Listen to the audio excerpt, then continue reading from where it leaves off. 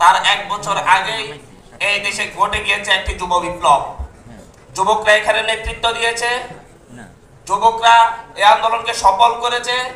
বাংলাদেশের ইতিহাসে সবচাইতে রক্তক্ষয়ী, বাংলাদেশের স্বাধীনতা পরবর্তী ইতিহাসে সবচাইতে রক্তক্ষয়ী বিদ্রোহটা ঘটিয়েছে আমাদের বাংলাদেশের এই যুবকরা। ছাত্র, যুবক, শ্রমিক এবং জনতা সকলে এক কাতারে সে মিলিত হয়েছে। উদ্দেশ্য ছিল একটাই, এই দেশকে দিল্লির দাসত্ব থেকে মুক্ত করা। আমাদের পূর্বপুরুষরা ব্রিটিশদের থেকে মুক্তি দিয়েছে, পাকিস্তানিদের থেকে মুক্তি দিয়েছে, আর আমরা এই যুবকরা আমাদের অভিভাবকদেরকে সাথে নিয়ে আমরা দিল্লির দাসত্ব থেকে বাংলাদেশকে মুক্ত করেছি।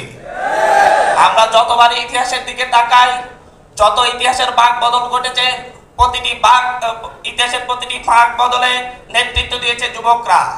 আমাদের প্রথম ব্রিটিশদের বিরুদ্ধে 1832 সালে যে বিদ্রোহ ঘটিয়েছেন, শহীদ তিতুমির পাশের কেল্লা গড়ে তুলে যে বিদ্রোহ করেছেন, সেই বিদ্রোহের নেতৃত্বের শহীদ তিতুমির কিন্তু ছিলেন যুবক।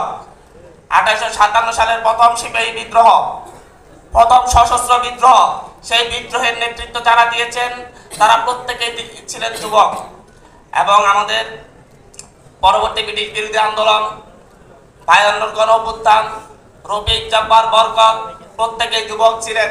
কিন্তু প্রতিবারই যতবারই ইতিহাসের বাঁক বদল ঘটিয়ে দিয়েছে যুবকরা, ততবারই যুবকদেরকে অবমূল্যায়ন করে নেতৃত্ব হাতে তুলে নিয়েছিল প্রবীণরা। আমরা এখানে প্রবীণ যুবকদের ভেদাভেদ সৃষ্টি করতে আসিনি।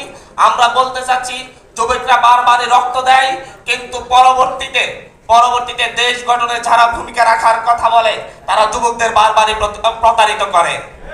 কিন্তু 24-এর গণ অভ্যুত্থানে সেই আশ্বাস এই দেশের জনগণ আর গ্রহণ করেনি। তারা বলেছে, এদেশের মানুষ মনে করছে যুবকদের হাতে বাংলাদেশ নিরাপদ, আগামীর বাংলাদেশ গড়ে তুলতে এদেশের যুবকরাই নেতৃত্ব দিবে ইনশাআল্লাহ। যারা আমাদেরকে বাচ্চা ছেলে মনে করে, যারা বলে বাচ্চাদের হাতে দেশ নিরাপদ নয়, আমরা বলি এই বাচ্চা ছেলেরাই কিন্তু আছে সামনে থেকে বুক পেতে দিয়ে গুলি খেয়ে শহীদ হয়ে আপনাদের জন্য আজকে নিরাপদ বাংলাদেশ উপহার দিয়েছে। সুতরাং নবীন প্রবীণের সংমিশ্রণে যদি প্রবীণরা যদি নবীনদেরকে গ্রহণ করতে না পারে, তাহলে ইতিহাসের এই বাঁক বদলের মুহূর্তে বাংলাদেশকে এক ধরনের একটি প্রজন্মের সংঘাতের দিকে আপনারা ধাবিত করছেন বলে আমরা মনে করব। আজকে এই যুব শক্তির এই প্রোগ্রাম থেকে আমরা একটা কথাই বলি, যে আজকে সর্বশেষ যে কথাটি বলবো, যুবকরা নেতৃত্ব দিয়েছে, যুবকরা প্রবীণদেরকে গ্রহণ করেছে এবং যুবক